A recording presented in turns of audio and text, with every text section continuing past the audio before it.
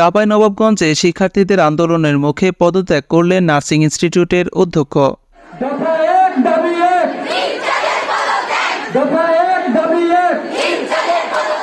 চাঁপাইনবাবগঞ্জ থেকে নাইম খানের পাঠানো তথ্যচিত্রে বিস্তারিত জানাচ্ছি মাসুম বিল্লাহ।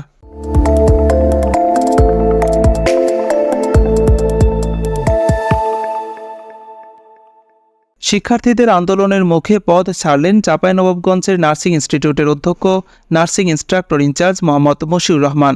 17 আগস্ট শনিবার দুপুর থেকে এই পদে নার্সিং ইনস্ট্রাক্টর মুসাম্মাদ আতিয়া বানু ভারপ্রাপ্ত হিসেবে দায়িত্ব পালন করবেন। নতুন কোথাও পদায়ন না করা পর্যন্ত তিনি এই প্রতিষ্ঠানে ইনস্ট্রাক্টর হিসেবে থাকবেন। এর আগে শনিবার সকাল থেকে ইনস্টিটিউটের অধ্যক্ষ মোহাম্মদ মশিউর রহমানের পদত্যাগ সহ নানা দাবিতে সকাল থেকেই শিক্ষার্থীরা চাঁপাইনবাবগঞ্জ নার্সিং ইনস্টিটিউটের সামনে জড়ো হয়ে বিক্ষোভ করতে থাকেন।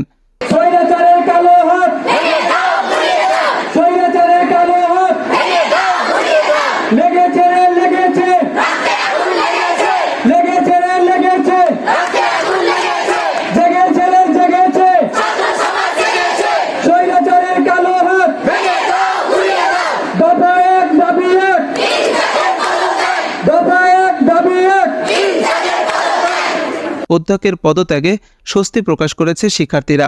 সাথে বিচার এই অন্যায়টা কেন হয়েছে? তোমরা সবাই চুপ ছিলে বলে হয়েছে। তোমরা এতদিন চুপ ছিলে বলে তোমাদের এই ইনচার্জ তোমাদের উপরে এতটা অন্যায় ও জুলুম করতে পেরেছে, সাথে আমাদেরও বেসরকারি প্রতিষ্ঠানকে কম হয়রানি হতে হয়নি। তারা জানান, ইনস্টিটিউটের অধ্যক্ষ মোহাম্মদ মশিউর রহমান যোগদানের পর থেকেই নানা অনিয়ম দুর্নীতি করে আসছেন। শিক্ষার্থীদের উপবৃত্তির টাকা মেরে দেওয়া, হোস্টেলে খাবারে অনিয়ম, প্র্যাকটিক্যাল পরীক্ষায় কম দেওয়ার ভয় দেখানো, ভাউচার বাণিজ্যের মাধ্যমে টাকা লুটসহ নানা অনিয়ম করে আসছেন তিনি। এতদিন আমরা ভয়ে মুখ খুলতে পারিনি। তিনি তার দায়িত্ব থেকে অব্যাহতি নেওয়ায় আমরা খুব খুশি হয়েছি।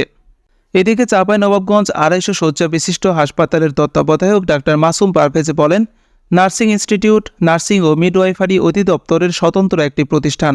আমরা অধিদপ্তরের ঊর্ধ্বতন কর্মকর্তাদের জানিয়েছি, তারা প্রয়োজনীয় ব্যবস্থা গ্রহণ করবেন। তবে যতদিন পূর্ণাঙ্গ অধ্যক্ষ নার্সিং ইনস্ট্রাক্টর ইনচার্জ না আসবে ততদিন মোসাম্মাদ আতিয়া বানু দায়িত্ব পালন করবেন।